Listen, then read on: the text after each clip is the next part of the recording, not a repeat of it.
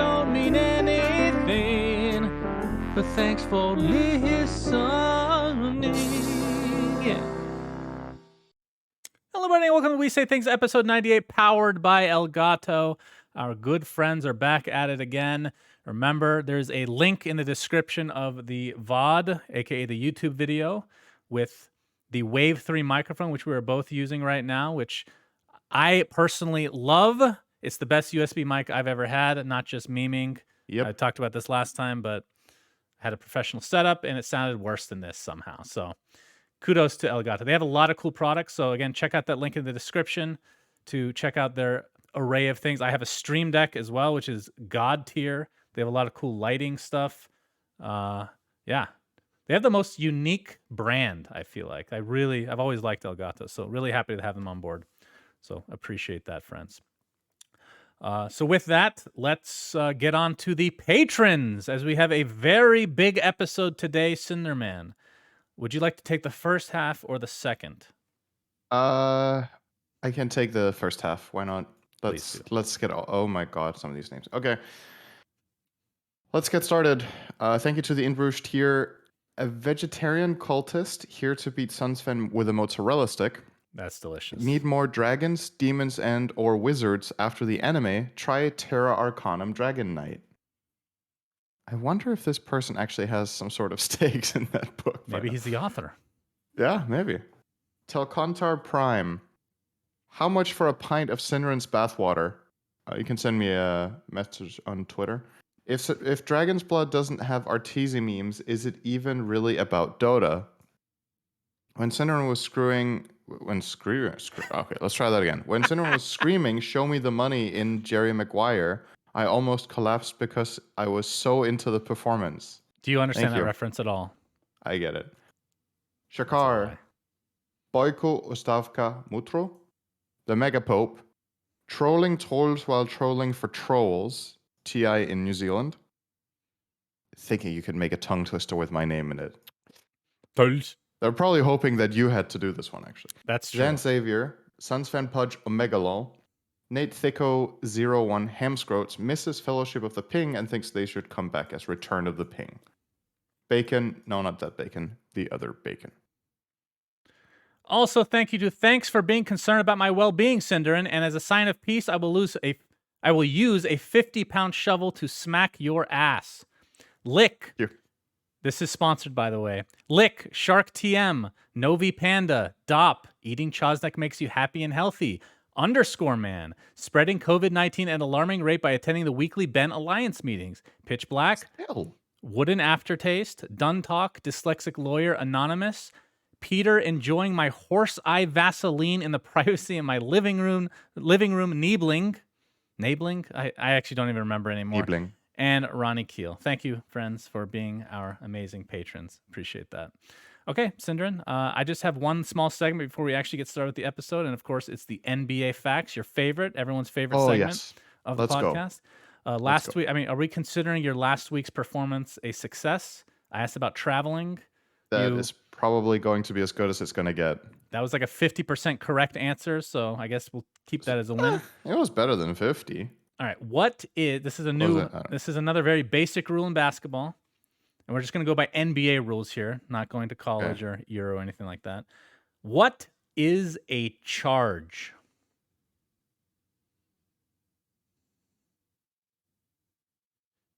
It's when you pay to get a ticket to get to the game. That's actually technically correct. That's not what I was going for. Well, I mean, you're charged money. I understand where you're going with that. I'm not going to accept that as a correct answer, but I appreciate. That's in the NBA. You can't. No, that's not. Okay, we're talking about playing basketball, not spectators coming in. All right, you're doing just great. So you can listen to me as I explain the very basic rule of charge. So essentially, it just means you can't run over another person as you're driving the ball. But the person has to be standing still, and they have to take the contact in the chest. Okay, that's the rule. Now, if you look at NBA, like the actual courts in the NBA, they differ from other ones. You might see like this little semicircle that's in the key. Could have made that another potential question in the future. Too late. That means if you're standing in that area and somebody knocks you over, even if you're standing still, it is not a charge. Now, what's the opposite of a charge, Cinderin? Cashback? It is called a block, not to Oh, be confused with a block. There's two blocks. damn, that would have been good too. It's a blocking foul. You're getting there. You're doing great, Cinder. Let us know how much you hate this segment in the YouTube comments. Appreciate it, everybody. I'm pretty sure that a lot of the comments will say I answered the question correctly, and if you wanted a different answer, you should have asked the question differently. So I just need to specify a little bit. I mean, that's fine. If people want to go down that road, that's fine with me. Just let us know in the comments. Being technically correct is also being correct, Shannon. It's actually the best kind of correct. Beg to differ. Okay, let's get started. So there was an enormous patch. Well, I shouldn't say enormous, but a pretty big patch. New player experience has arrived, Cinderin. And we're just going to kind of go off of their big blog post. We're going to segment it a bit. We can group up a few things based on how you want to talk about them. But a new player experience is now available within the game itself, which is awesome to see. They have, again, just going to go off like the big sections that they have. They have a streamlined shop for newer players that kind of just makes it a little bit more basic. New player objectives. So this one, we can talk about this a bit. It's essentially like, I don't want to call them mini games, but it's kind of like you have to do something in game, but it takes like 2 minutes to do, typically like stack a camp or just move your hero, essentially just very basic stuff. And you get achievements for doing so. So they have a bunch of these in the game, which I think is really good. You might remember our pitch to Valve a long time ago. This was like part of it, right? This is what I had envisioned. Of course, Yeah. It's technically, if they wanted to spend more time, it would be a lot more advanced, but understandably why they didn't. So what did you think of this new player objectives section? Did you try it out? I think it's a really good, like, how to explain it. So when you have a game that's this complex and has this much depth, I think it's really good to have people feel like they slowly get a grasp of concepts and giving some sort of reward back. Not just so that there is like, you're just inciting people, you're like motivating them to go and try to learn these things. And it feels like you're taking steps to learning the game, and not that you just get thrown in, have to learn literally everything at once, and there's like no immediate satisfaction of figuring out a concept or getting better at the game, right? Apart from you getting better, there's nothing. Right. Just getting small cosmetics, getting a currency, getting whatever it is a really good way to draw in players, because then they get a little bit more invested in the gameplay experience. They feel like they've gained something. This is something that basically every mobile game ever uses, and a lot of other PC games. And yeah, we talked about this many episodes ago that we thought Dota should have something like this. I still would be a big fan of it having some sort of giving the player a reason to log in and play at least one game every day. I still think that would be something really good. Dota Plus has a little bit, but yeah, that's only Dota Plus then. So it's only for the paying players, and a lot of players play without Dota Plus. You could probably introduce something there as well that would motivate people to be a bit more active. But Yep, I agree. But yeah, I mean, overall, like the system they have in place is pretty elegant. It's basic by nature, but I think that's not necessarily a negative at all. it's fine. Basically what I was talking about when I pitched way back in the days. You have this implementation, and then you have like a leaderboard and actual more mini game style things that current players can take part in, like it's something you can play while you queue up, for example, and then maybe a little bit more story based missions. But overall, this is pretty like the first thing that you click on in this is like a video that shows you what Dota is. That's a video they made. I can't remember what TI that was posted. It's like TI6, TI7, something like that. Yeah, it's pretty old. And I remember back then, like, this is actually a really good video. It's like super basic. Obviously, they can't go into detail about all that stuff, but I'm surprised they didn't put that in the game like 5 years ago. Because Yeah. like a lot of people look at this and like, oh, that's a new video. No, that is not a new video. They've had that for a while, but it's really well made. So yeah, overall, pretty happy with that stuff. So you kind of mentioned it. You get new player rewards. So some shards for Dota Plus, in addition to some basic cosmetics. Anything stand out for you? Because the Kraken Shell Tidehunter back piece, that's a classic. That is actually a classic. still use that to Yeah. this day. So that's nice to see. I feel like they could have put a terrain in, like even if it's just the meh terrain. I feel like that would have been a good addition. Just stuff that kind of spices True. up things for newer players, you know. Yeah, but at the same time, maybe the thought process would have been, I mean, I know it's the player's own choice whether they want to put on the terrain or not, but I think it's one of those things where maybe you want to be a bit more experienced in the game before you change the terrain, or it's just going to confuse you a lot Yeah, that things look potentially. different. So maybe that was a deliberate choice and they discussed it and they felt like just changing a single hero or changing the courier, the Oh, in voice that is, case, cursors would have been nice. I they would could have give done up that. revenue from my Centaur cursor any day, Valve, any day. But probably the crowning jewel is the final thing, which is the Axe Announcer Pack. It's a solid one. It's not the best one by any means, but giving it away for free, I think that's fine. You also Yeah, get the Dolfrat Courier. I forgot about that. That's actually a legit courier. So tier 1. very nice to see. They also came out with a glossary, which this was impressive. This one I personally did not think of, but it makes a lot of sense to just have literally, I mean, it's not like it's unique by any means, but it's very in depth. They have basically every single mechanic that's important in the game that you can just look up on the fly with a search bar and all that good stuff. Yeah. Which honestly, a lot of veteran players could probably use this as well from time to time in case they forget because the mechanics change all the time. The real question mark is will Valve update all this stuff? That's the Yeah. question. Now, I'm sure some of it's automated, probably, Mm. but still, like the tutorials, for example, will you actually update those if something? What if they get rid of TP scroll? What happens to the TP mission? You know, just as a random example. They have a new player mode that they instituted as part of this. It's kind of like the limited hero pool that they had from before. So if you're a newer player, it kind of just limits your options. So just gives some more like basic nature to the way that the game is played. So Mhm. correct me if I'm wrong about this new player mode, but you still have this. How many games is it you need to play in order to play ranked? Is it 100 still? I don't know. There's like a level, there's like a number of games played barrier before you can play ranked. I would imagine new player mode does not count toward that because this new player mode has a limited hero pool and you can leave anytime with no penalty, which is Right. really special for Dota, that there's no penalty at all.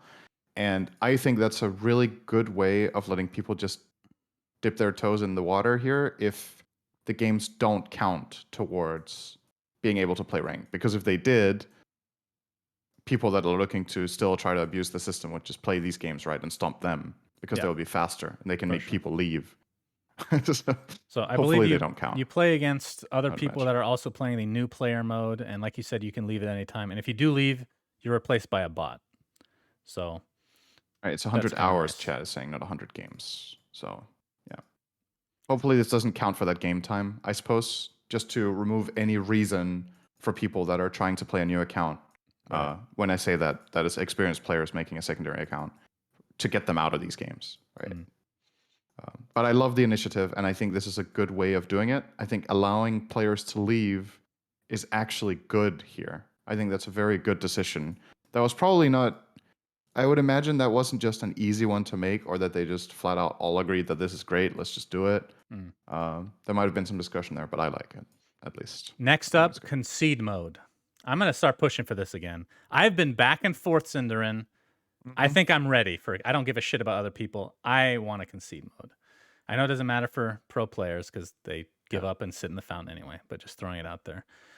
Um, so in addition, we talked about how the bots replace them. They've improved the bots. So that's good to see.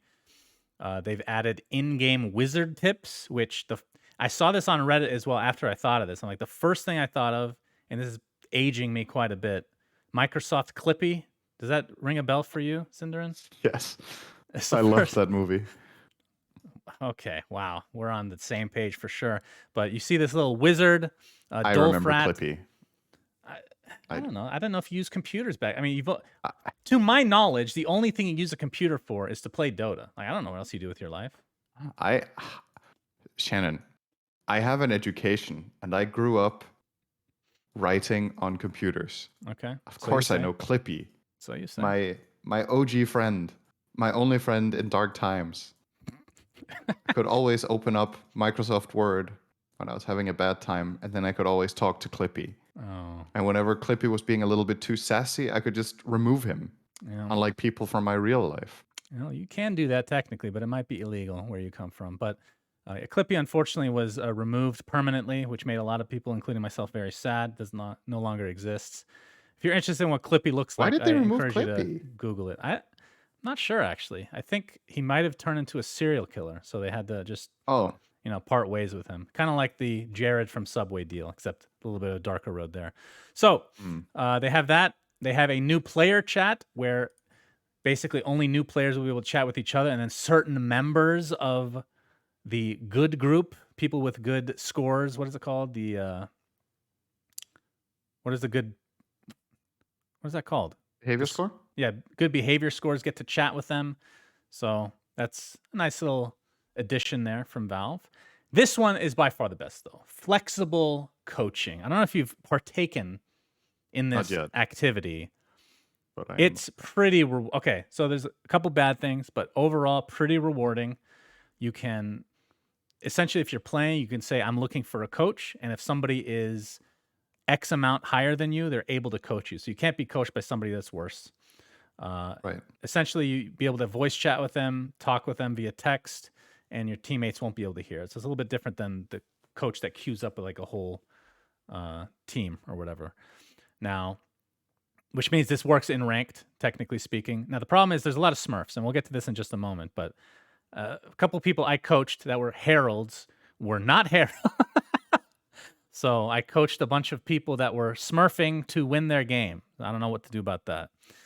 But overall, it is a good system, and I got a lot of good feedback from people saying, "Oh, I appreciate this so much. That's so cool of you to stick with me through the game." Blah blah blah. So I think it's rewarding. But speaking of rewards, you're not given anything for doing this. Do you think Right. something should be given? Because I feel more strongly about this than whatever we've talked about in the past, like the Overwatch stuff, because that's volunteer or whatever. Mhm. This one is you're actively helping somebody in a game. And if you do a good job, you should be rewarded somehow. Yeah. If you can't choose who you get to coach, I would say yes. You would Okay. have to be assigned to someone you don't know, because if you can Mm. just coach your friends all the time and just farm items or whatever, then people Mhm. will just join as coach on games and do nothing. So then they don't add any value. They're just abusing the system, right? So you need to make it so that you Mhm. have to get a good review from somebody you don't know, and you would not get that unless you're actually doing something for them, right? Um, It's I would true. imagine on average, at Yeah. least. Right now, you can definitely see the person's name. You can see their rank if there is one. You can But see you how can many even games just they've go and played. choose to coach someone in your friends list, right? Yes, I believe so. Yes. So in that case, yeah, it would defeat the purpose in that situation. Yeah, you have to make some Um, additions.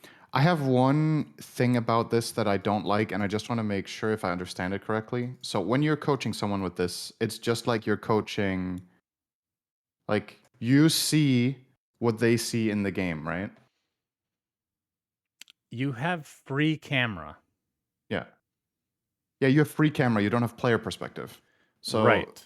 technically, you are two players playing the map at the same time, and that means the coach can help call missing heroes, the coach can help Yeah. call runes or call, whatever, Mhm. which would be, I guess it's the same as if a person was standing next to you live and just telling you what to do, right?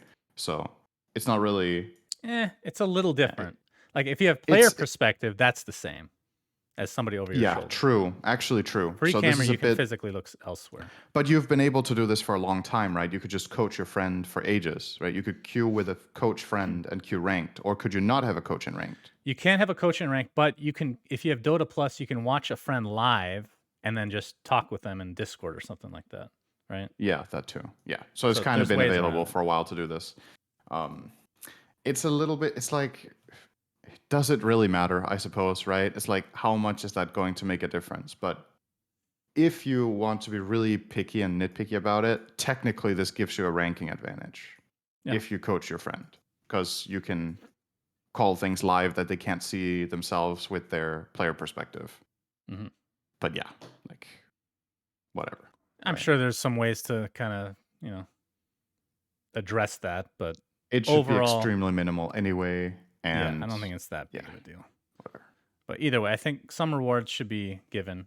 And I think there were some issues with sometimes connecting to a game, or sometimes person that you're trying to talk to literally never responds and you feel bad leaving because you don't want a bad score, it's a binary system. It's either good or bad. There should be something in the middle, at the very least.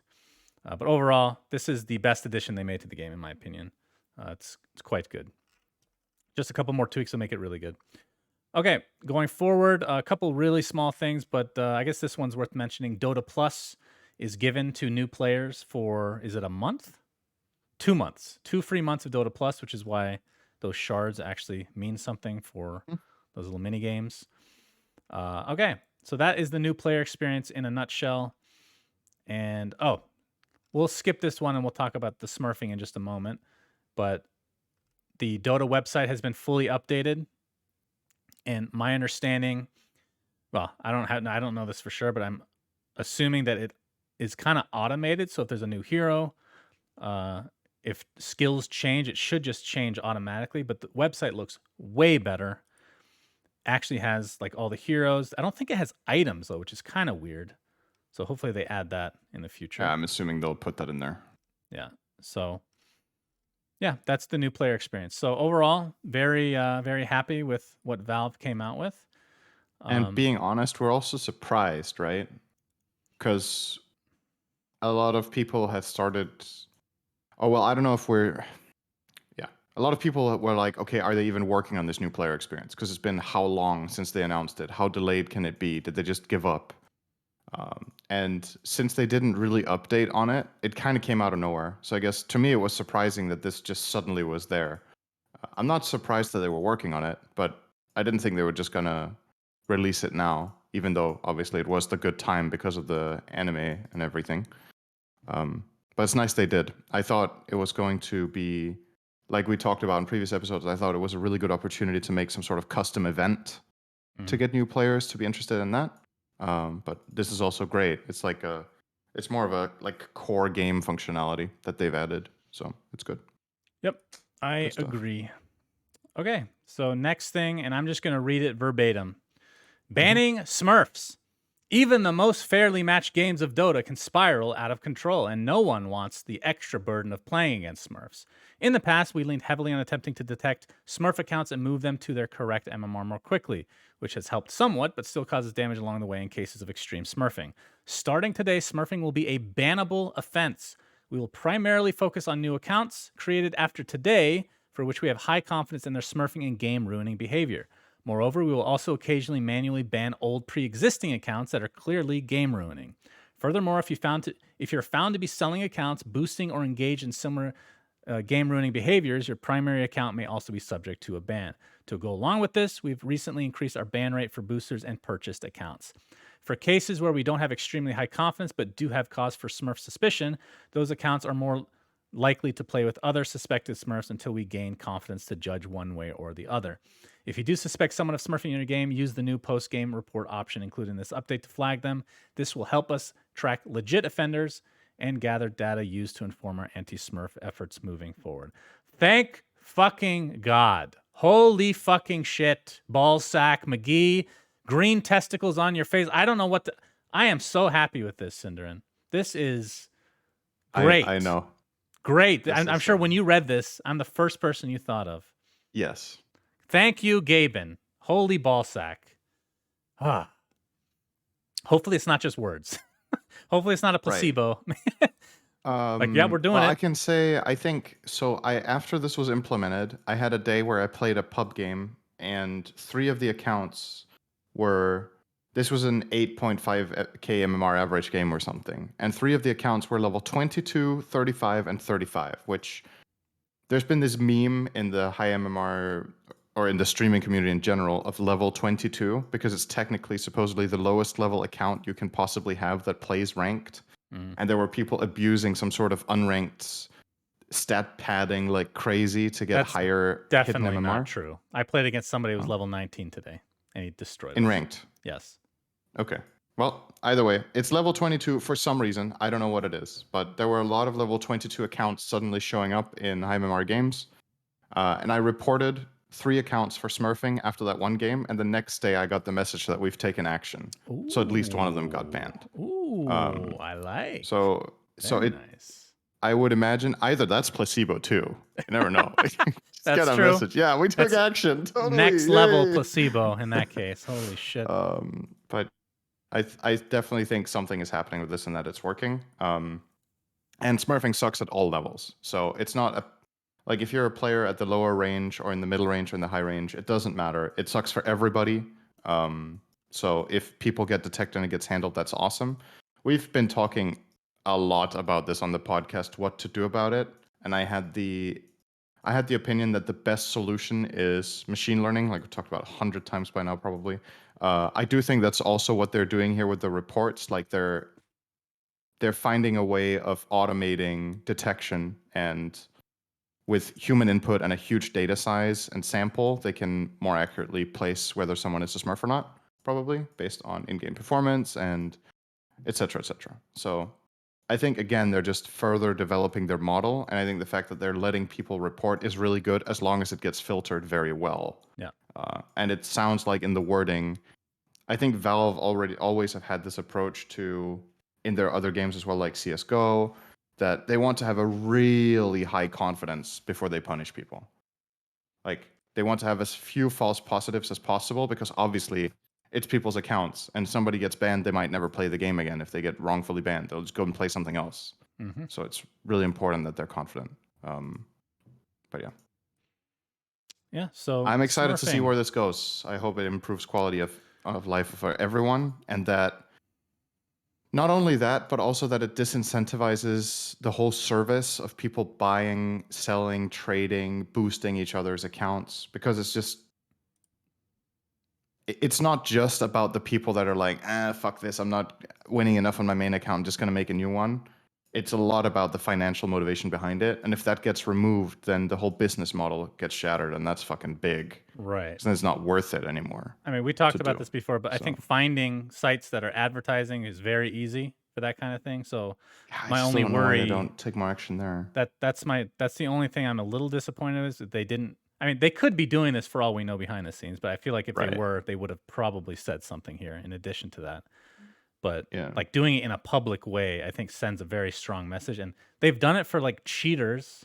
All cheaters of any Valve game have been banned for life. That's a very strong statement. I feel like the same. I would feel better about this than the cheating, if I'm being honest.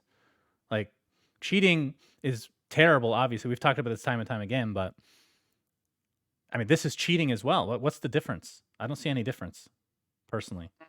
That's, yeah, debatable. Not for me, Syndrome, but yeah. Okay. That's okay. Okay. Next thing on the list, also at the very end of the blog post, Valve states that Friday, following the Singapore Major, so I believe that is March 9th, there will April. be, by March, I mean May. God, what month is it right now? April. Did I? Oh, I actually wrote March 9th on here. Yeah, it's next year, 2022. It's coming out, 7.29. It's going to include a new hero as well as a balance-focused gameplay update. So I figured we'd talk a little bit about that before moving on to the next subject. Fuck my shit up, Froggy. So what are you hoping for? Anything specific, like terrain changes? I already know you want outposts gone. You want bounties to be redone. All this garbage that you don't think is just brain dead. Which I understand conceptually why you don't like it. I just disagree. You know, That's fine. so You can be anything wrong else? on a sponsored episode. Anything else that you're looking forward to? Yeah. So just to clarify, I don't want all these things gone. By the way, I think outposts, I wouldn't be mad if they were gone. I mean, honestly, I wouldn't be mad if bounty runes were gone either. But I think just removing all of those things at once, I don't think is the way to go. Right? I think, from my perspective, reducing their impact or whatever, or removing one thing would help.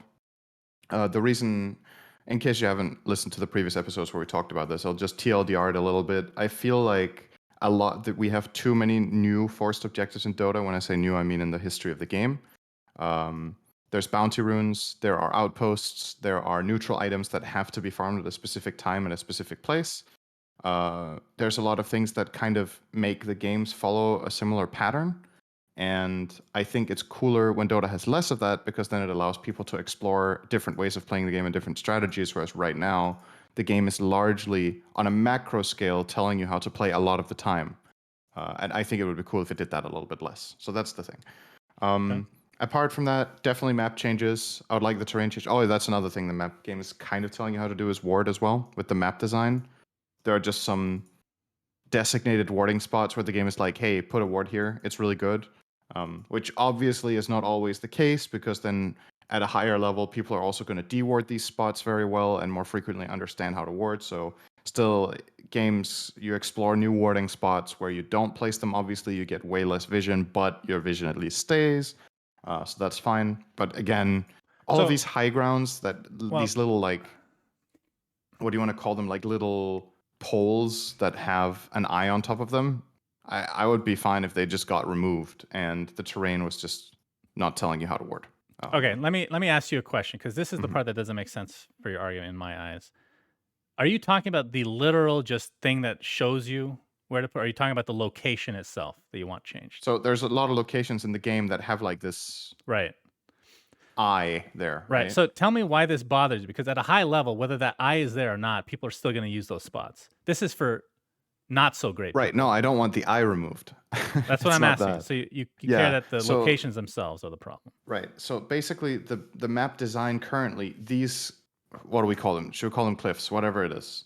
It's like literally one tile with just cliff that's there specifically for the purpose of you putting a ward there. Mhm. Where Dota has kind of had some of these in the past, where you could get cliffed by a pudge hook or a venge swap or whatever, close to the river.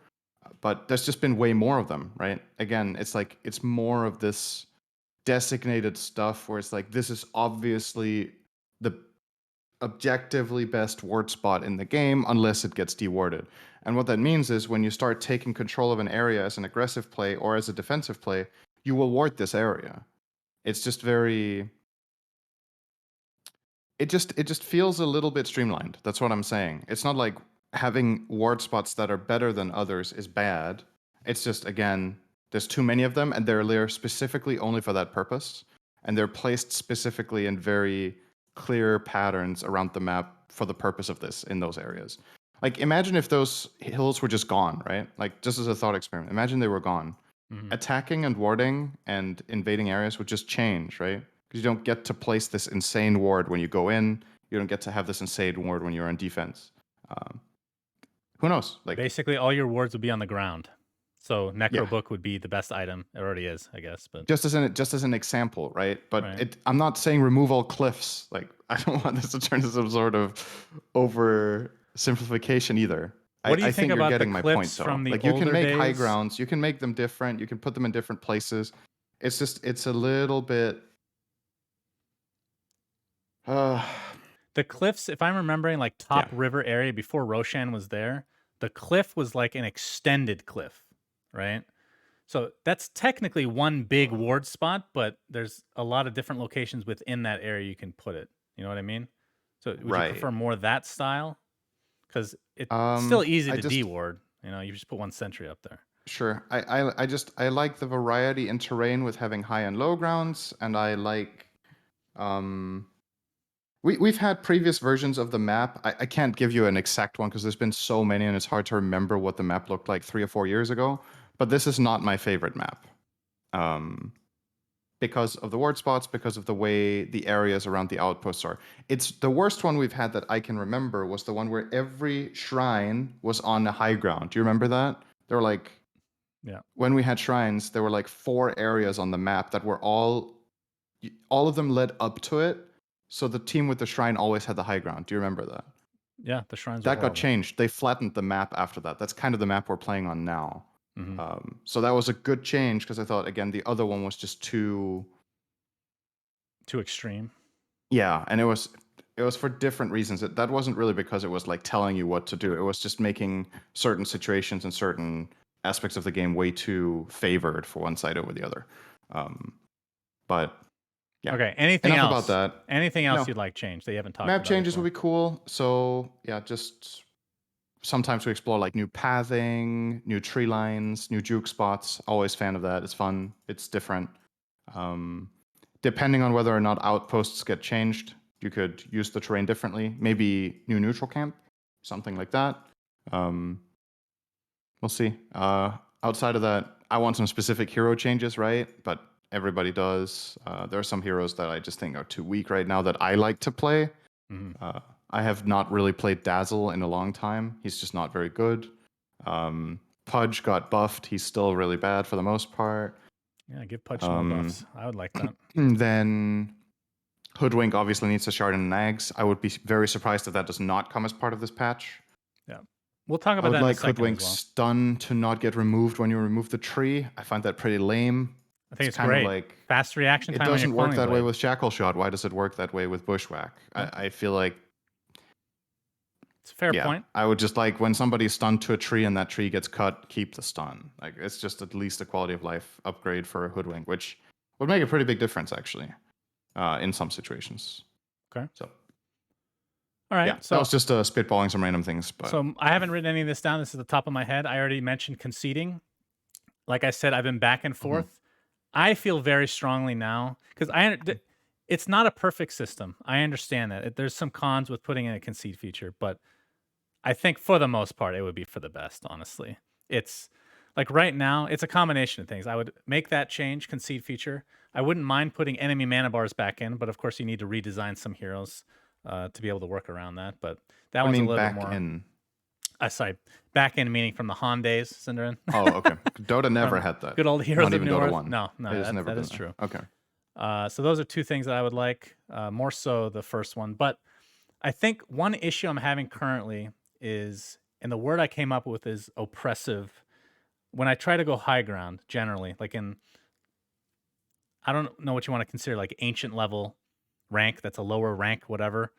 That's It pretty high. it feels pretty oppressive against certain heroes. So I think that certain heroes should not work the way they are. And I think it's mostly quality of life.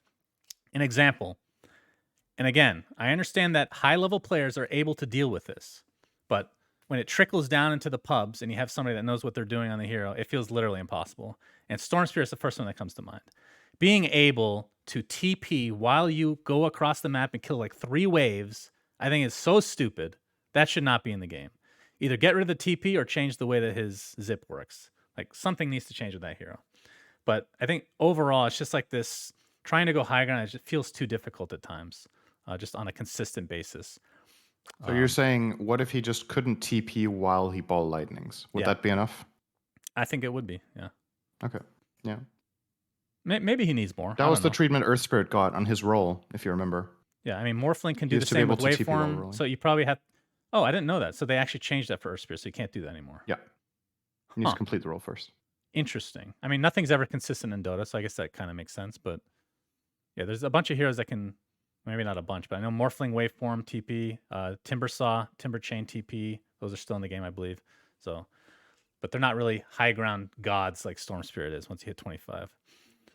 Aside from that, I've been enjoying the game, so I think a new hero would be great, obviously, and we can talk about a bit what has been data mined, which is Hoodwinks, Aghanim Scepter, and Shard. So again, these are all placeholder things, but the first one that we see is a bunch of arrows, and the second one is a boomerang. That's what it's named, is Boomerang, and Quiver and Boomerang. So I don't know if this brings up any new ideas of what the Shard or Ags could be, but looks like it's already going to be in the game. So I agree. It'll be a little bit surprising if it's not only those in, but also Captain's Mode.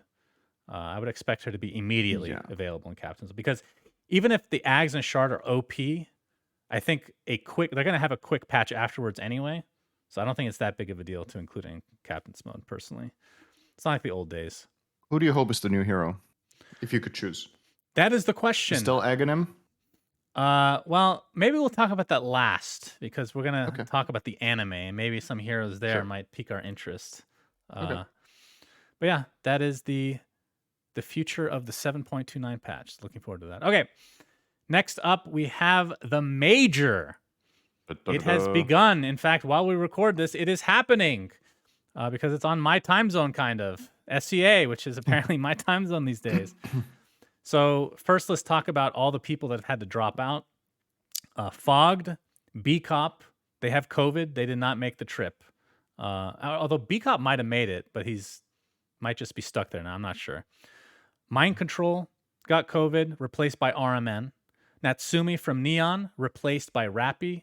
They didn't actually say if he had COVID, but we'll just assume, I suppose. Quincy Crew, we already talked about them, how MSS was going to get a replacement, but the replacement changed like 5 times. It's now Paulison, who's, I believe, from SCA. So I think he's even from Singapore. Yeah, so it works Maybe out I'm wrong. regionally wise.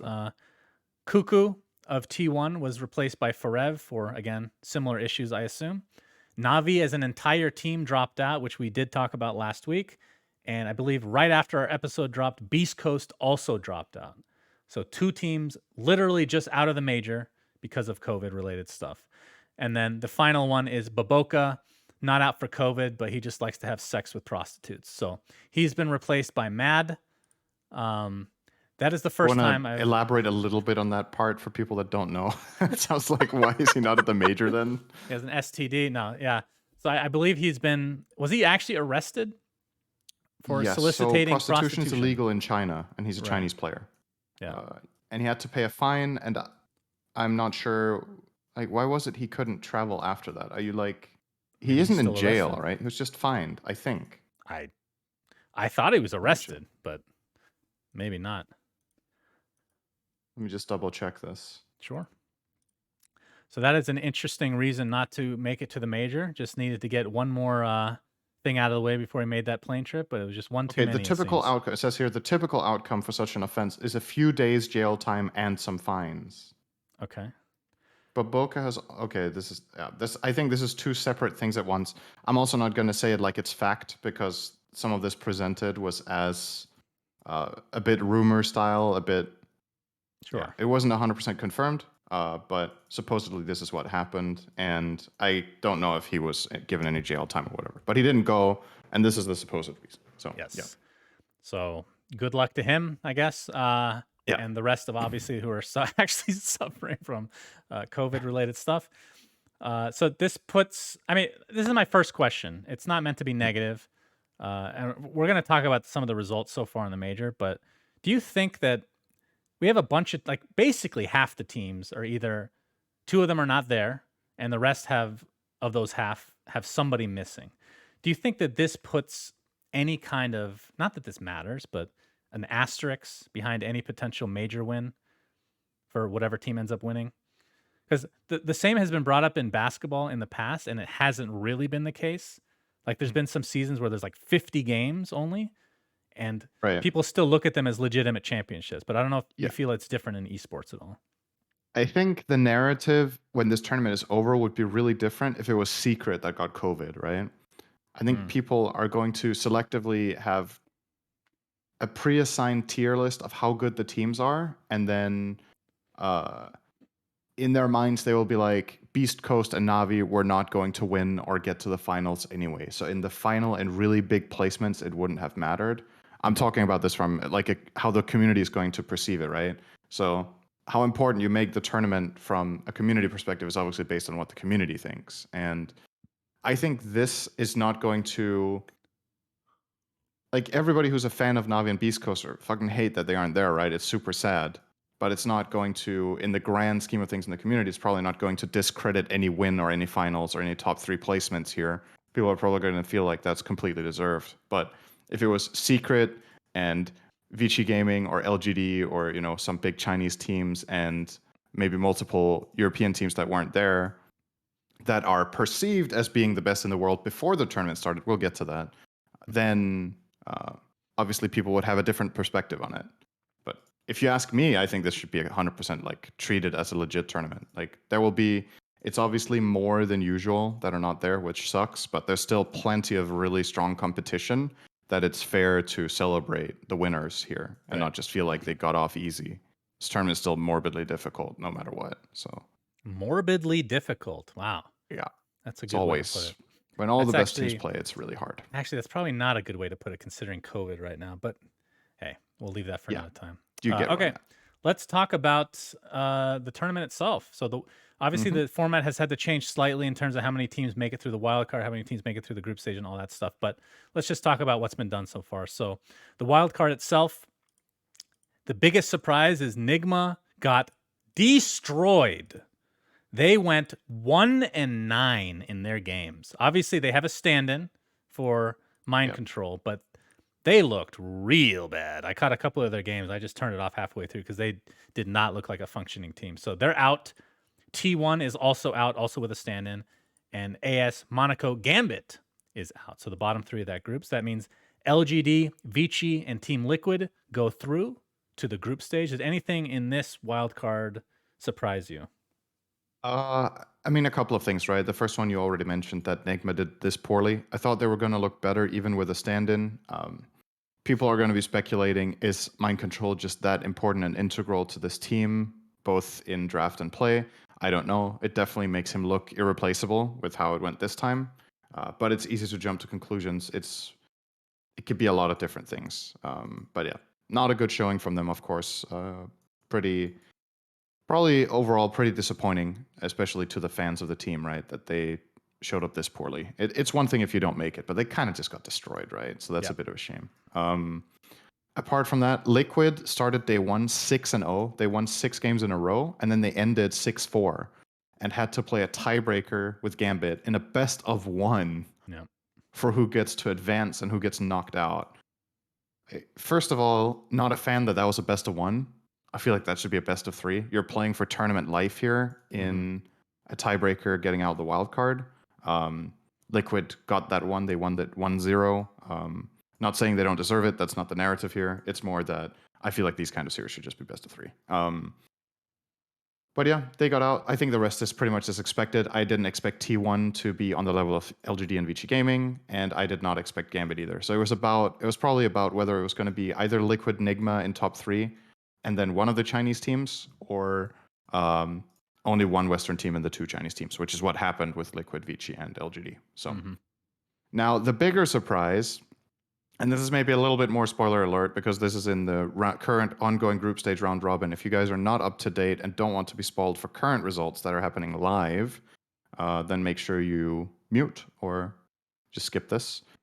In the current standings right now, this is probably one of the biggest surprises in a group stage that I can remember. The current first place team is the second placing team from South America.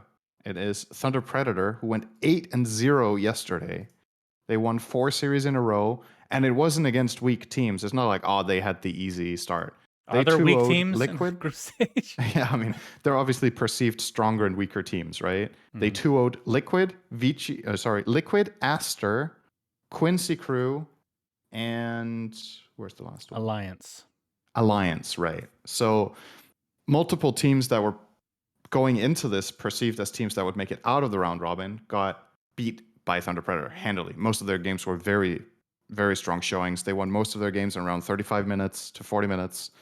Didn't have to play any like super late game. Didn't struggle to close out games. Didn't look like they were unsure about strategy. So just super impressive to see. And I hope they do very well. It would be really, really good for the game in South America if their team finally gets like really far. We've had Beast Coast have a good showing at TI. I think they got top 8 at TI 9 or 8. And yeah, if Thunder Predator can do well as well, that's awesome. And obviously makes you wonder, how good would Beast Coast have been? If Thunder Predator are looking this good, what if Beast Coast were there too? Unfortunately, they had COVID problems and couldn't go. But South America definitely making a name for themselves here, and that's awesome. Yeah, and again, there's a few more matches to go, and we're recording this on top of it, so things can change. But as of right now, I mean, of this group stage, because of the changes to the format, there's 8 teams, which that's nothing new. The bottom place team gets knocked out. Everybody else actually makes it through. So it's actually not that hard to continue on. Quincy Crew is behind Thunder Predator, despite losing 2-0 to them, as number 2 in the group right now, and that's with a stand-in for MSS. Vici Gaming, number 3. They're actually tied with Quincy Crew technically. So the top 3 end up going to the upper bracket. Is that right? Let me actually look this over again. Let's see. Group stage, top 3 advance to upper bracket. Bottom 3 go to lower bracket, and then the last place gets dumpstered. So that next tier is Neon, LGD, Aster, and Liquid. I guess there's a bunch of ties for 4th LGD place are currently right now. second. I'm not sure we're looking at the same thing. Oh, have I not updated? I haven't refreshed this in a while. 1 second. Thunder Predator are in first currently, LGD in second, and Quincy Okay. Crew in third. And Yeah, Quincy there Crew we is go. tied with Vici for third currently. Right. Okay. Then you have Neon and Aster tied for fifth, and then Liquid in seventh currently. So Alliance is last place. They've gone Alliance dead last 3-9 in terms of their actual games played. And I believe they only have one match remaining. They just got 2-0'd by LGD. They now have Yep. to face off Liquid, who is right above them. So I They have to believe win they have this to win series. both. They have to win They both have to win games, right? 2-0, yeah. They have to 2-0 just to tie Liquid. Yeah. So Alliance could be on the way out It's in the group stage after all that. that would be really, really sad for Alliance. And honestly, kind of a surprise, right? Given how well they looked in the they looked good in the European qualifier for this. And they've just been beaten fair and square in their games. What do you think about the EU versus NA/SA thing going on right now? A lot of trash talk, which, Right. I like some trash talk here and there. I never Mhm. understood the regional stuff, but, I guess people have to trash talk some way. But, Right. like, obviously, It's South America good being memes, so good right? right now is very surprising. But Yeah. Quincy Crew, I'm not personally surprised by. Like, Mhm. this is good for the game, though, if they continue to win. Now, do you think, I Yeah. don't want to discredit anything, I'm just putting this out Mhm. there as a question. Do you think that the other teams did not spend as much time scouting the Quincy Crews and the Thunder Predators of the world? Because it is a round robin, right? So you can only do so much. It's not like You scout every team you scout in every this kind of team, tournament. but Yeah. do you not scout some more than others? That's my only question. I don't know. I kind of dislike that argument a lot of the time because it implies that you obviously the teams go in with some sort of a perception of how good other teams are. Right. But in some ways, if you think about it, the teams, let's look at this logically. Let's say you're the fourth best team. Do you study the hardest against the best team, or should you study the hardest against the fifth, sixth, seventh team so you're more likely to win those games and progress, right? Like Depends if on how much everybody time you're studies given. Secret the hardest as an example, if we think Secret are the best, they're not playing in the round robin, they're in next stage, but just an idea. Right. If everybody studies the best opponents the most in order to prepare for them, then you're preparing the most for the hardest game. And in reality, you would maybe be better spent spreading out your time among the teams so you're prepared to win those other games more. Mhm. So, and I think at this level of play, like everybody should take each other seriously. Like the community thinks South America is bad or whatever, that they don't have what it takes. Any team at this level can beat any other team at this level if they play well and get to play their strategies. So you'll see in these series in this tournament, teams are going to respect ban against each other. They don't discredit the region. They look at the team. How good is the team? And obviously the community loves this narrative of EU bigger than NA, NA bigger than EU, SA, blah blah blah. I like celebrating that South America is doing well and that NA is doing well, more so than viewing this as, oh man, Europe is truly in the dumpster now, right? Because there's a tournament They are where getting Liquid and Alliance destroyed. aren't doing well. They are getting destroyed right now. So I will actually disagree yeah. with you based on my interactions with owning a team and just interacting with pro players.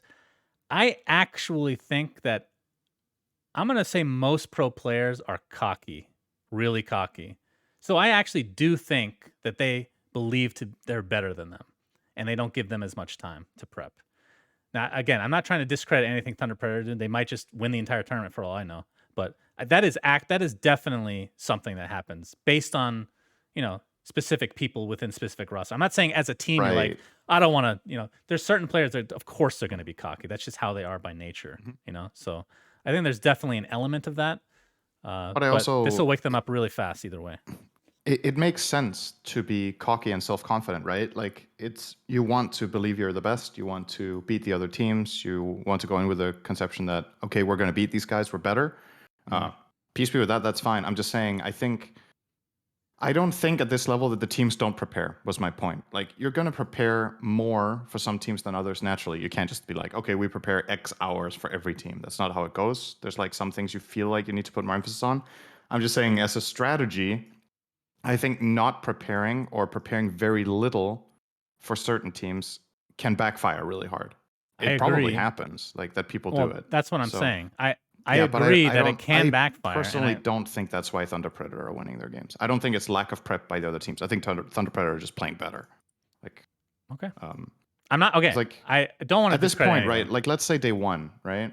Let's say day one, they play 4 series and they 2-0 all of them. Mm. If they were like a one-trick pony, you get figured out after the first 2 series, and then people have that on you. And they're like, "Wow, okay, Thunder Predator won 2 series. Let's have a look. Let's quickly see how they move, how they draft, and find a counter for it."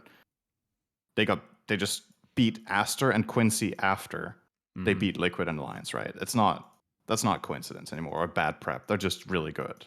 So yeah. According to chat, Liquid has beaten Alliance in the first game, which means Alliance is out of the major. Oh boy. Which means that they will be going home probably tomorrow because you don't get to stick around after all that. So they didn't even make it to the playoffs at all. So that is a huge development. Good Lord. That's a tough one to swallow. That's what she said. But moving on, it actually ensures Thunder Predator will be in the top 3 at the very least, no matter what happens here. So they will make it to the upper bracket. Do you have predictions as we finish up talk on the major going forward? I mean, other than Secret winning, I think we're both going to be picking Secret probably. But anything else? Like, who's your biggest wild card, let's say? So the teams that have not played yet, because they're directly into the playoffs, are Secret, IG, Fnatic, VP, and EG. I think, yeah, we have Secret as favorites. I think, kind of based on how China has been showing up in this tournament, that bumps up my expectations for IG. So I don't know if it's fair to call IG a dark horse here, but I would not be surprised to see the top 3 be Secret, VP, and one of the Chinese teams at this rate. And I would love if it's Thunder Predator that gets top 3. That would be such a good story. That would be amazing. Yeah. I still need to see them out of the group stage when it gets into these when it's really crunch time with the important best of 3s against teams that are at a very high level and get to prepare for one series specifically only on the day. But yeah, I still think my top 3 is Secret, VP, and then either IG, LGD, or VG Gaming probably. So I'll take Secret, VP, and then I think somebody from the group stage currently. Could be Quincy as well, actually. Some potential lower bracket. So that'd be cool. Teams like Quincy Crew, like, it's just a huge wild card. Like, I think they were good enough to get top 4 personally, but without MSS, I have no idea how good they actually are right now, because MSS was their MVP in a lot of games during the DPC. So yeah, not sure, but yeah, that should be pretty exciting. So I guess by next week we should be able to talk about actual winners, right? Yes. Beautiful. The tournament ends on Sunday in 5 days. Okay. Beautiful. All right. So moving on, this one's not, I feel like it's not that much of a story, but Jerax has returned, kind of. He tweets, "Hey, it's been a while. I'm excited to announce that I'll be back around Dota. I won't be playing competitively, which may disappoint some of you. I'll go further into details on a stream, blah, blah, blah." So is Soxa in trouble, Cinderin? I don't know. People will obviously love to speculate, right? Like, well, he says he's not going to play, but isn't he going to get that competitive itch if he starts streaming and playing pubs again and he feels himself, etc.? Jerax is a great guy. I hope he does what makes him happy. If that's playing competitively, then maybe you would be worried for Soxa because, you know, the OG could get together again. I personally don't think this is Jerax just being misleading and actually already having a deal with OG, but just doesn't want to share it yet. I don't think that's what's happening. I don't think he's lying. I agree. But I could see that eventually happening. If he gets the itch again from playing more and streaming, I don't see why he wouldn't want to come back. But I genuinely don't think he wants to right now. So yeah. I'm taking his. I agree, but I do think he will come back, and I think we said this. Anybody that retires at that young of an age, they're coming back. Let's be real, guys. Unless they've come back several times and failed repeatedly, they will continue to come back if they're successful. That's just how it happens. He just needed an extended break for mental health, probably, because I'm sure getting to the point of needing to win TIs in that nature, it's it's a lot to take in, even if it is Yeah. successful by the end. So you've given it everything. Okay. Last topic of this evening. We have no Patreon mailbag questions. Let's talk a little bit about the Dota anime, Cinderin. Dota Dragons. But first, before we go on, ladies and gentlemen, well, first let me ask you: did you watch the anime? Okay, Shannon. Now it's time. Now it's time for my mini game. Oh my god! I'm gonna Okay, spoil first of everything for all, you. guess how many episodes I've watched? I think you've watched all of them. Correct. How many days do you think I watched them over? Okay, so because you're putting it this way, I think you actually watched it in one. No. God, you're pathetic. Okay, how many days? 2. 2 days. Okay, We not watched bad. 6 episodes on the first day and then 2 the second day. Not bad, I guess. For you, it's not So bad. It's that's better really than, impressive, right? You did it's not better expect than that going in. yeah, that's like 2.5 in Bruges that you watched. So congratulations. Is it really though? Yeah. No, it's not. Yeah. How long is Maybe in Bruges? it's like an hour and a half. These episodes are like 25 minutes, right? Yeah, we'll get to that. Okay, so before we go on, Okay. ladies and gentlemen, if you're watching live, if you're watching on YouTube, if you're listening while working out and sweating profusely, we will be spoiling the anime. So we're not going to talk about what happens in detail for each respective episode, but we're going to give our impressions, which will contain spoilers. So if you have not seen it, this is your chance to turn off the podcast, okay? We're giving you due warning. If you show up after I say this on the live stream, God be with you. That's your own fault for being late to the party. So, spoiler alert, ladies and gentlemen. Spoilers. Okay, Cinderin, Yes. what did you think of the anime? I thought it was really good. I think it was one of those things we talked about it previously. We didn't know what to expect going in, right? And I guess I don't know. How do you want to break this down? Do you want to break down like the animation part, the story Okay, part, so this is the what I was going to do. characters? I wrote down some of my thoughts. So I just have a Okay. pros list, a cons list, and then an actual rating out of 10. Okay. Okay. So- Well, I'll give my pros first. I think Okay. so I'm gonna talk about it mainly from the perspective of how I enjoyed it, but let's also like mention what it's like for people that have no knowledge of Dota, right? Because that does make things harder Sure. to catch and understand. So Yeah. that's will probably be the cons, right? So the pros for me, um, I really like the universe. I think the way it's a very short presentation in the start, whatever, the way it gets like introduced, but the whole universe with the dragons and their importance, the characters that we primarily follow are really interesting. It feels like something I like a lot that I think other people will probably consider a con is I love the mystery. I love the fact that a lot of things don't seem to make sense immediately, and I, hope they eventually do in future seasons. But there's a lot of things that are unanswered, and a lot of things that happen where you're like, okay, what is the exact motivation for this happening? Why do these characters want this so badly? Like, some people are like criticizing like what is Selena's motivation for being as she is, like what's the story here, and I kind of feel like that is going to get answered later. I hope so. If not, it's kind of a bit of a something that's missing. You want to kind of feel like the characters have reasons to do what they're doing, but within the universe there's a lot of chaos, so I don't mind that there's a lot of things that currently don't make sense and are very chaotic. So I'm a fan of that. I like the dialogue. That was a pro for me as well. I think the voice actors are doing a great job. They've cast it pretty well. I didn't put this on my cons list, but there was a segment. No offense, there were some Australian voice actors that I thought were actually very bad, but otherwise the voice acting was good. Interesting. Like I like very it. bad, like super. Like it was obvious that they were not professional.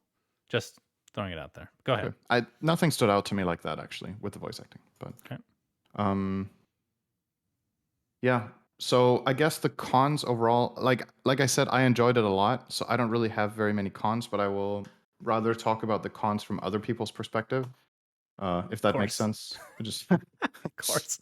like what I've gathered, right, and also from watching it together with Susie, then I have a little bit of perspective. So Well, start with what your cons are, if there are any.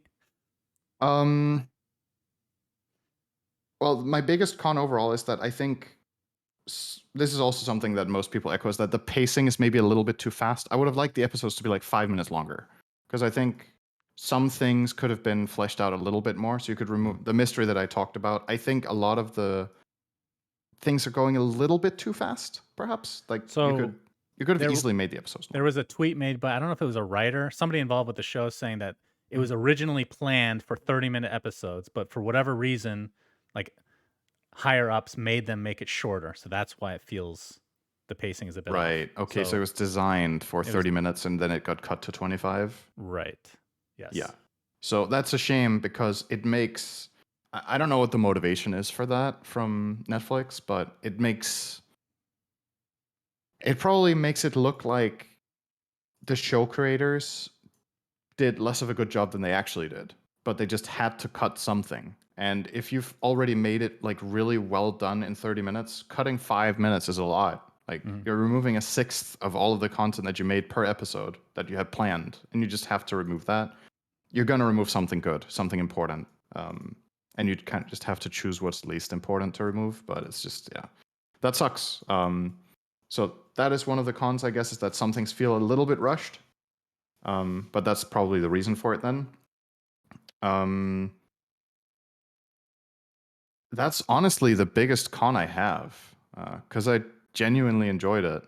Um, I'll quickly just mention some things that other people have pointed out, and then I'll talk about why it doesn't matter so much to me, Okay. if that makes sense to you. Sure. So, some cons that people have talked about are the art style. That how many posts have we seen by now on Reddit about their noses or whatever? I genuinely don't really care about this stuff. I don't know if I'm in a minority there, but to me, the thing that gets me interested in a video game or in a show or whatever is the story and the characters. It's not, and for a game's kind of, for the game's sake, it's the gameplay, right? Uh, I will not watch a show or an anime or whatever specifically because it has great visuals. I will watch it because the story is interesting and that's what draws me in, and that Okay. there's something cool happening. So don't really care about the art style very much. Some people said some of the CGI or more like animated scenes or fighting scenes were not that well done compared to what they could have been. Didn't really bother me very much because again, to me, that's more quote unquote filler. That the fights look cool. I want the fights to have a purpose more than look cool. Um, have we had this talk before about Lord of the Rings, Shannon? Where I'm like, the reason Lord of the Rings 2 is the worst is that it has a 45-minute fighting scene that could have been done in 10 minutes. I don't know if we've It's had this like a discussion. lot of people love that about Lord of the Rings 2. I think that's the worst part of the trilogy because there's the least story. Mm, So that's what I like the least, just to give a secondary explanation or that's example fair. of it. That's fair.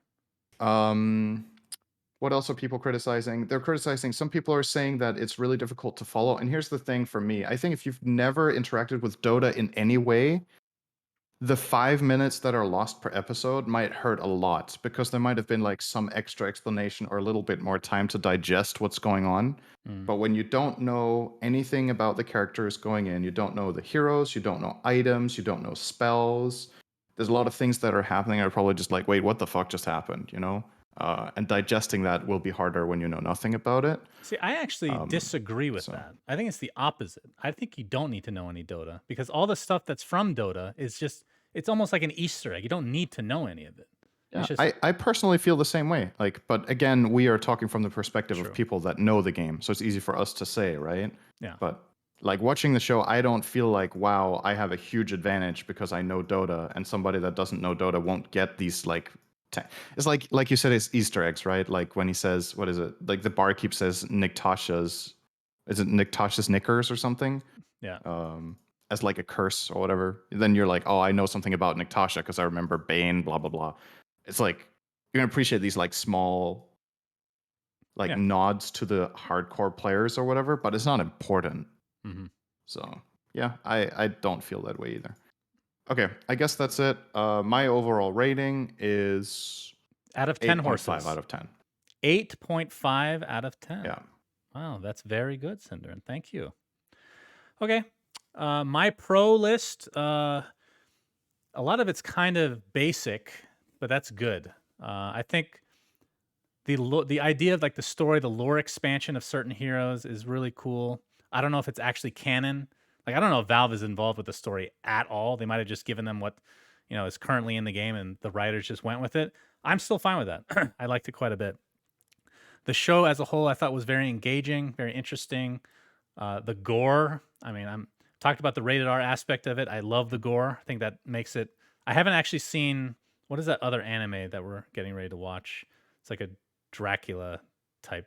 I forget what the name is, but Castlevania. yeah, Castlevania. It's supposed to be like a mini version of that or something, but I did like the gore quite a bit. I thought the characters overall were good. There were like I have this thing where I will get really, really annoyed with characters if they're not well done. Like it's okay to hate a character because you're supposed to hate them, but if it just sometimes feels like it's too forced. Like, oh, I just have to hate this guy, I guess. But or they just have really annoying dialogue or just annoying in general. But I didn't really run into any of that with this show, so that was really good. Um, Introduced a bunch of new potential heroes, which I think we'll go over soon. This one was a negative for some people, and I cannot begin to imagine why. I felt like the romance was not forced at all. I really liked it because it wasn't forced. Whereas other people felt it was cringy and forced. And I'm like, did we watch the same fucking show? I don't understand that at all. Like, have you seen any other show before where the romance is for? There was the dialogue was very like nothing was forced in this Right. show. I feel like it was very organic in the way they did I it. So I thought think they did the a really good job. reason I think the reason people feel like the romance is forced would be my guess is the people that complain about that are probably largely people that know Dota very well and feel like, based on their experience and feeling of Dota, that Dota doesn't really have romance in the game, in the universe, apart from Caudle flirting with literally every female hero, including Broodmother. Um, then there isn't really much that hints at it. So maybe your expectations of the Dota universe is that love doesn't exist. So Huh. maybe it feels a little bit out of place to some people because they've played this game for an eternity and there's no love in it, really. It's just war. Mm. But like, if you take it for what it is, I would kind of agree. I didn't feel like the dialogue was very forced, and the fact that there is some sort of romance happening, I think, doesn't take away from the rest of the experience of the world. It just creates another relationship in it. So I didn't think it was bad either. But I can understand if you're coming from the perspective of this show is supposed to be Dota, then it's like, where is this in Dota? Where's the romance in Dota? Why is this here? Right? I Mm. don't know. That was just the first thing I thought when you said people think it's forced. Yeah. Because within the show and compared to other shows, it really doesn't feel forced, does it? I I don't think so. I don't think so, but maybe that's just a matter of opinion. But other than that, yeah, the show was great. The item usage was pretty cool. I think it wasn't really a negative per se, but Invoker not using any of his actual skills, from what I can remember, was a bit weird. But the character as a whole is by far the best in the show. That character is fucking awesome, which we'll Yeah, get to in a I minute. like Invoker a lot.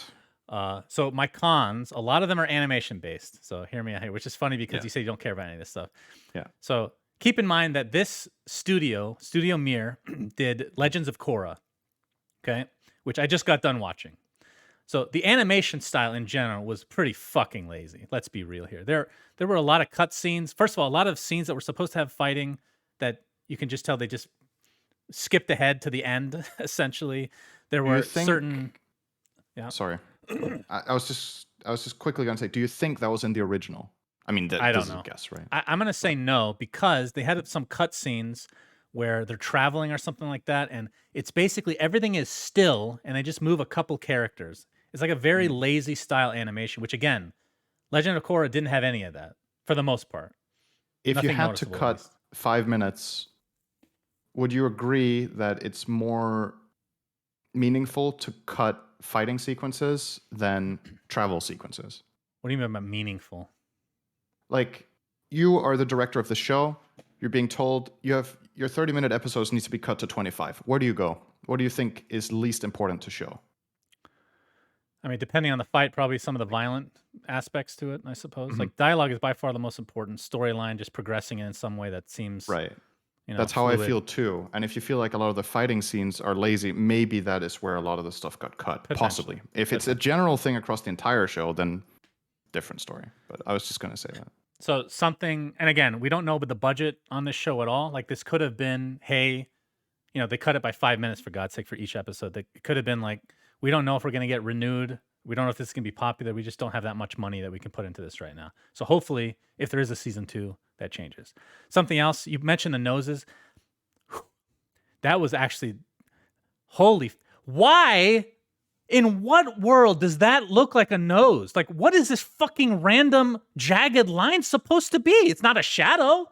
It's just like a literal mistake that you've purposely made on every character. Why does that exist? It looks like fucking garbage. I couldn't stop So looking. funny. I was trying not to bother really me. don't care. It's I so was- funny that it is like that. I was trying my best not to let it bother me, but I could not stop looking at how awful that looks. It's not a nose. I hate it. I think I Terrible. didn't even notice for I 8 hate it. episodes. I didn't even I think hated about that. Also, in the visual aspect, Davian's ult, when he turns into a dragon, looks stupid as fuck. That looked, it looked like almost like Night Stalker, like a really poorly drawn Night Stalker. Is it supposed to be okay, because he's supposed so- to end up being a dragon over time more so? Like he's more humanoid to start? That's how I interpret it. Okay. But you can still feel like it's poorly It made. still looks but terrible. I think that is what is happening, is that he's like gradually morphing into more and more dragon, and ultimately his transformations will be full on dragon form every time. Right. But like based on how much power Slyrak, like how much influence he gets over Dragon Knight in these moments, I think this like half form is actually really cool. But whether it was well drawn is a different. Like you could feel like it looks lame. Like maybe it should be more on fire or a little bit like that. Because kind of like you said, it kind of looks a little bit like a, what did you just call it? Night Stalker. Yeah, Poorly it drawn looks Night a little bit in Stalker. that direction. I personally didn't mind it. I understand that maybe that was a disappointment. Maybe it could have been made a little bit better, but Right. from a story perspective, that didn't feel weird to me at all, actually. So those are all the gripes that I have from the animation style. So the last 2 things I have on my con list. So I said I like the rated R aspect, right? The violence. I love cussing when it's used correctly.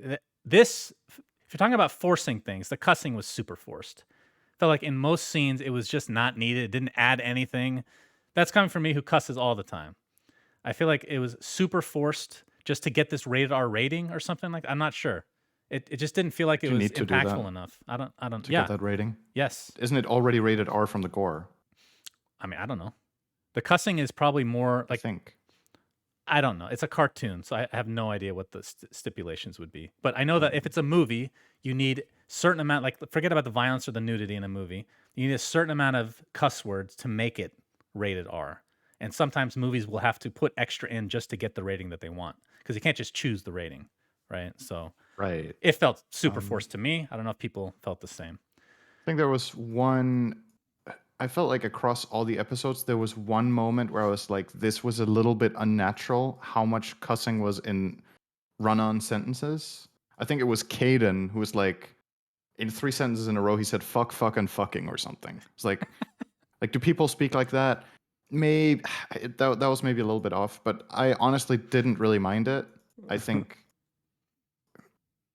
maybe I'm just naive. I didn't find it as forced. I think it's fine. I think in most of the time, for me got used in like heated or like strongly emotional moments, and that's where it doesn't feel out of place to me. If they're literally just saying it in moments where it's like what you're talking about is nothing, then like why are you cussing, right? Mm. It's like you're having a conversation about what you're eating and the food is average, and you're like, this food is so fucking average. Like, it's like if it was really terrible or really amazing, it would maybe make more sense to cuss. But it's like you're still talking about what food you're eating, but you're literally at war or furious about your enemy. Then it's, I don't know, didn't bother me as much. Again, Fair enough. I mean, I'm a big stickler for dialogue. I thought the dialogue overall was good. The cussing just felt forced to me for whatever reason. And then last thing, which I won't go over much because we already talked about, is the short. Well, not just the pacing of the episodes, but not enough episodes. Hopefully it's successful enough, which we'll talk about the numbers in a minute here, that it creates a bigger book 2, as it were, because 8 episodes at 25 minutes is like nothing. That's like how much I watch on a regular basis every day. So that's nothing. I know for you, it's like a monthly thing, or yearly for that matter. do you think so? So what do you want? Like, what do you hope for? Do you hope for 16 episodes of this length? Is it just 8 episodes with the full 30 minutes, or I mean, I wouldn't mind like Last Airbender style or Korra, where I mean each season differentiates, but let's just say 15 Mhm. to 20 episodes in a season, and about 20. If how long were they? Were they 20 minutes? I'm not sure, but what I that show is really good. So I I just had the copied that. impression that was it that the story for 24 episodes was already written, or am I making this up? Did I read this somewhere? Yeah, maybe. Because like I'm not 100% sure, so I'm not going to state this as fact, but I just remember seeing something like the it was planned for 24 episodes or So whatever, but maybe they were meant to be 30 minutes. Maybe the 24 episodes was meant to be 2 seasons or whatever, I and mean, then it got cut short. even Whatever. if it's 30 minutes, Don't know. 8 episodes is not enough. So if they get renewed, I hope that if that's true, the 16 episodes is just one the next season. That's But season 2, and then there's more, yeah, right? because there's infinite amount of characters you can bring into this, so it's not like you're running out of story to tell, right? Mhm. So I don't know. Anyway, my rating is 8 out of 10, so quite good. It's really cool to see Dota. It was actually surreal seeing Dota on. I don't know if you want to call this the big screen, whatever the hell you want to call it. Yeah. Uh, and it's definitely one of the best video game based adaptations I've ever seen. Not that that's saying much because usually it's absolute garbage, but this was a good show. But Yeah. considering I just got done watching Last Airbender earlier last year and then Korra, it's not as good as those shows for sure. Those are like 9.5s, if not 10s. Those are really, really good. But this has a lot of promise, and I thought it was really good. So let's talk about some of the characters. Who did you like the most? Invoker? Uh, yeah, I think I liked Invoker the most, and then second most probably Marcy. Yep. I think it's a very interesting choice. First of all, I think it's a bold choice to have a mute character. Um, but I find it really interesting how much you can have a character like say without using words, right? I find that like a really interesting thing to depict, like how much Marcy actually feels like she's communicating in the show. Hmm. So I found that really cool. I think Invoker's story is the best. Oh, yeah. Oh, I man. love his like. I really like his motivation. I feel like he gets a lot more explained than Selemene does. Like it Hmm. almost feels like the story is told from Invoker's perspective, whereas like True. you don't really get to hear why Selemene does what she does. She just gets presented as an evil person, basically. It's almost like Invoker is saying, "This is who Selemene is." Um, there's probably some backstory and some past that would enlighten us a little bit with what's going on. But Invoker's character is super interesting. Um, I guess my least favorite character, if I had to choose out of the major ones, is probably Dragon Knight, I guess. Davion could be. I don't know. I like them all. Like, do I have to pick one that I dislike? No, I just I put didn't that say on you had to myself for pick some one that you reason. hate. Yeah. Uh, You but just yeah, did that yourself.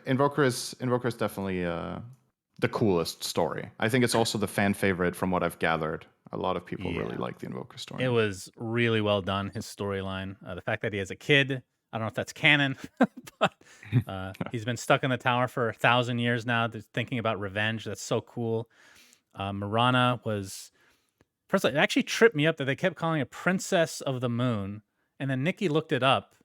And She's obviously, called that in Dota too. in She's not Warcraft 3, she priestess. was Priestess of the Moon. And then Right. she was implemented into Dota 2 as Priestess of the Moon. And then they changed it shortly after, and I apparently never got the memo. I literally Yeah. didn't know she was She's Princess of the princess. Moon, Yeah. which is weird. Checks out. The fact that they brought back the voice actor, I mean, we knew this beforehand for Slyrak, the Mhm. dragon, is really cool. Apparently, Davian will be consumed by him in the future. So interested to see what they do with that storyline because they did it a little bit differently, right? And there were some complaints about how it was implemented because in the lore, Dragon Knight finds Slyrak and he's like basically dead already, right? And he's doing Hmm. him a favor by killing him. But that's not exactly how it worked out because he was very Pretty close powerful. though. I mean, He was kind kind of of. dying there, Yeah, no, I think. yeah. If you skip to that part, but you're saying that in the lore they just skipped by the Terrorblade consuming the one guy and getting Right. to that Right. Right. point. Like it's a little bit different in the lore, at least what people perceive, but it didn't really bother me. Hmm. Luna is a fucking psychopath, which is awesome. That's so cool to just have like the Moonglaves just cutting people's heads off. That was sick, man. We got to see a little bit of Starstorm action from Mirana. We got to see some Eclipse or Lucent Beams. I have to watch it again, by the way. I definitely want to watch that again. Celemania was maybe the least interesting character for me because it felt it wasn't forced like I was talking about. That's the thing I liked about it. It wasn't like forced liking or disliking, but or being more one dimensional. But she's probably the most one dimensional in the show. She's basically like a cult leader. There's no redeeming qualities really, which I'm interested to see in season 2 if they end up bringing up, like you said, a different storyline to maybe Yeah. shed some light. Because just very one dimensional. That was the only character that I was like, kind of meh on. Like if you compare it to Terrorblade, right? Terrorblade is the evil guy of the show. He's the true villain, if you want to call it that. But at least there's a presented motivation, right? He's fueled by some sort of desire to accomplish something. Right.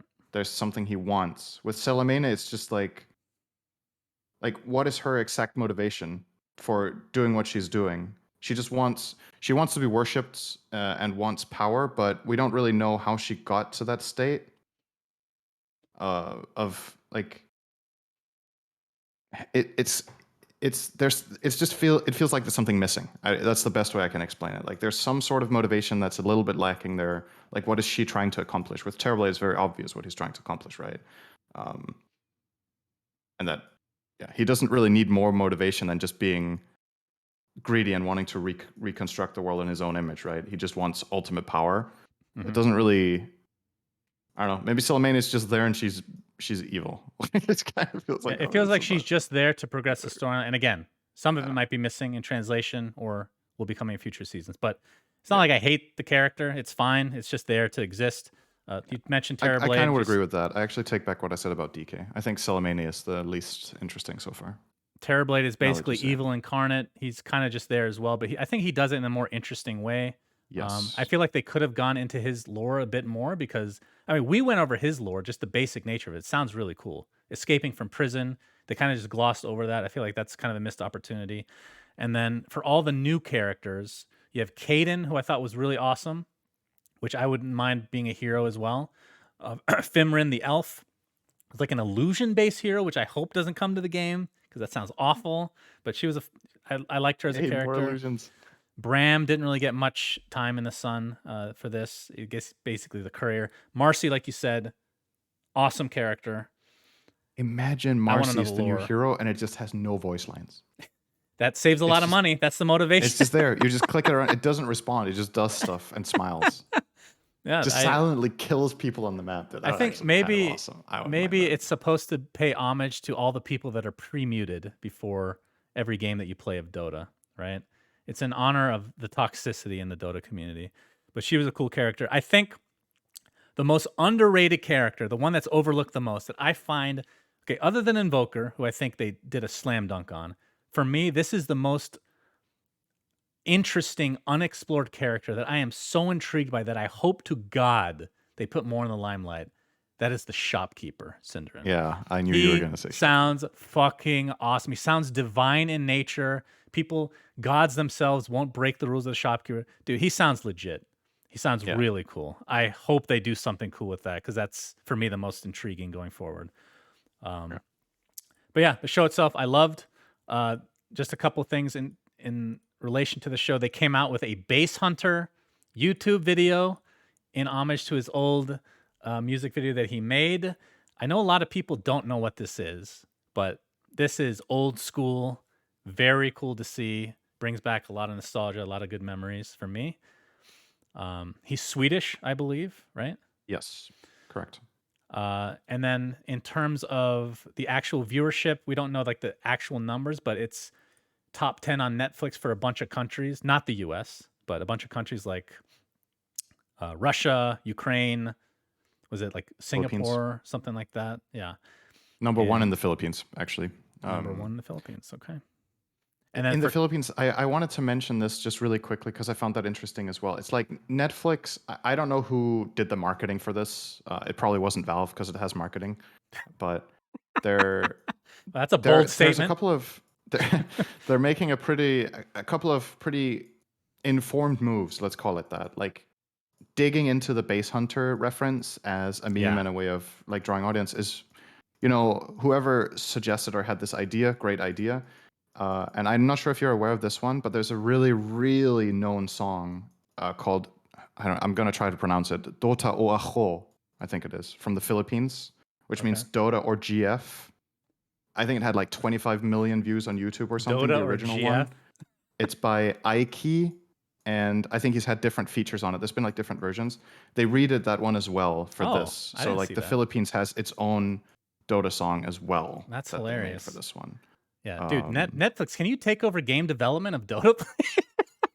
Your marketing is incredible. Holy shit. all right, They go chat is to saying it's just Oako. I'm gonna trust Sajidin on this, but there's one. The reason I said it the way I did, there's one time during the song that the original where it's like Aho. Anyway, Ako. Dota Oako. Close enough. I'll have I to guess. watch it after this. You don't know that one. I'm No. surprised Nikki hasn't shown you that. Maybe Actually, I've seen it. I just don't remember. It's possible. I don't know.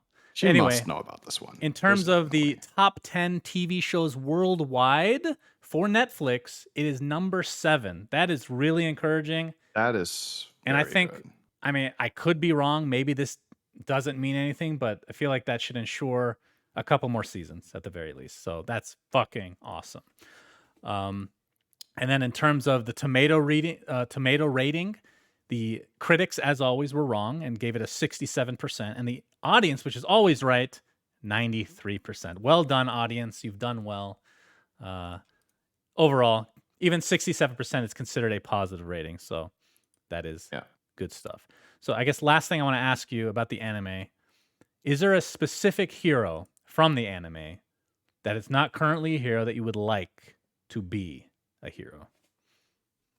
Obviously, you're going to say all of them, but if you had to choose one, Yeah. who and why? I mean, it's a bit hard to. The only one you even saw anything from was Fimrin, right?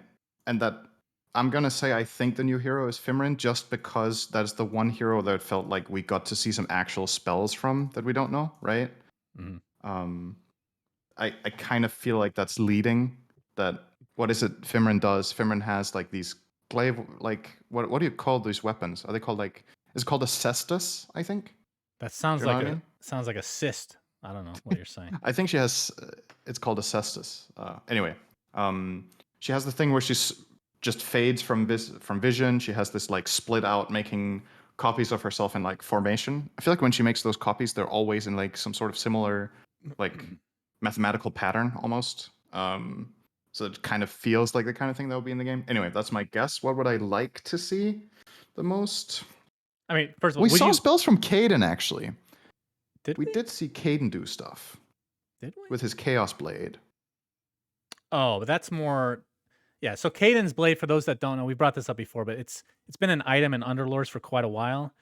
It basically deals pure damage to the target. That's what it does in Underlords. So if it were to But come, he also teleported, something that Dragon Knight couldn't do, right? Like Okay. Davion hasn't been able to do some of the things that Caden did Okay. in fight. Yeah, In I need combat, to watch right? it again. 'Cause Caden had I've these lost like them. Caden teleported. He like vanished and just reappeared behind the dragon when he fought it. Hmm. So he Okay. definitely has some sort of magic in that blade that Davion doesn't. So I think Which characters are there to choose from? Fimrin, Salamene, Caden. Bram, Is that it? Mercy, Yeah, Marcy, I guess. Shopkeeper. I don't really know what Bram would do as a hero. He'd just be there. It's like Yeah, he's just like another courier. it'd be a for you. bard who'd like sing. I think overall, the one I would like to see the most is probably Fimrin. So Okay, that's I the one guess I think I would like to probably see gonna the get that. least because the skills did not look like it would be fun in Dota. I don't want another illusion So hero. what other please. skills did you see? I mean, again, I have to watch it again, but Okay. now that I'm remembering the Caden, it sounds pretty cool. Like Caden would be cool, and it's not going to be a persona because that doesn't make sense. Right. That's an entirely new hero. He's not a dragon. He's a dragon knight. He doesn't turn into a dragon, so his skills would be totally different to Right. to DK himself, to Davian. Marcy, like I know a lot of people want Marcy as a character. All she showed was she has superhuman strength, which it feels like every hero in Dota does, and it's just like a human. Even though I love the character in the show, I don't think it would be a cool hero, but I could be wrong. I'm gonna say if I had to choose one, it would be Caden. I also don't think that the new hero will be anime related. That is my guess. I think it's unrelated at all. I guess we did see Salamene cast some spells too, Oh but yeah. I didn't Forgot really about Salamene. connect them with Dota because it's kind of like invokers, just like these insanely huge incantations of power that don't like correspond to Dota, right? Like Invoker didn't cast a Dota spell, he cast something bigger. So Salamene spells, I don't really think they would be like a clue or whatever. There's like these just like huge like beams of just nuked a village or whatever it was, I mean, right? look at it this So way, and I'm not saying this won't happen, that a hero from this won't be a new hero in Dota, but do you really think Valve talked to them and said, "Hey, let's coordinate a new hero to come along"? I really don't. That doesn't sound like Valve to me personally. I think if you had to choose one that's most likely, I think it would be it's Fimrin, Salamene. right? No, I think it would be No, oh, Salamene okay. because it's a big character. Like Fimrin, you could say it's kind of it's not a side character necessarily. It's kind of in between, but Salamene is a main character, one of the main characters of the show. You don't feel like Fimrin is the main character? No, I mean maybe it will be in the I future. feel like Fimrin is the main I feel like character. in this anime, she was just one of the characters. Salamene was a bigger character, I guess is what I'm I trying think to say. Fimrin got about the same screen time. Am I wrong in saying that? Not that that is necessarily the guideline for who's a main character, but they spent plenty of time explaining Fimrin's like background story, what her motivation is. She's part of a lot of key moments in the show. So I I put her on like disagree tier that Fimrin is 3. not a main character. I But put her as a tier 3 character in this show. Tier 1 is like tier 3 character. Davian. Below the shopkeeper. Shopkeeper's tier 0. He's in a tier of his own. But Davian, Marana as like the tier 1s, and then Invoker, Salamene, Luna. Those are like tier 2s. Yeah. Anyway, I enjoyed the show. You enjoyed the show. Yep. Big surprise. Yep. I mean, I went in with my expectations were not super high, but also not super low, and I was pleasantly surprised still. I think it outperformed my expectations, especially after watching other Studio Mir productions. So, yep. Okay, I think that brings this episode to an end. We have no Patreon mailbag, so if you're part of the patron list, make sure to ask questions, or else we won't answer any. We don't make them up anymore. Run out of things to talk about, it seems. All right. We have enough to talk about this episode. That's true. This was a long one, so we probably wouldn't have done one anyway. Anyway, thanks for watching, everybody. Thank you to Elgato for powering this episode. Until next time, Suns fan Synderen signing out. Goodbye. We say things that don't mean anything, but thanks for listening. Yeah.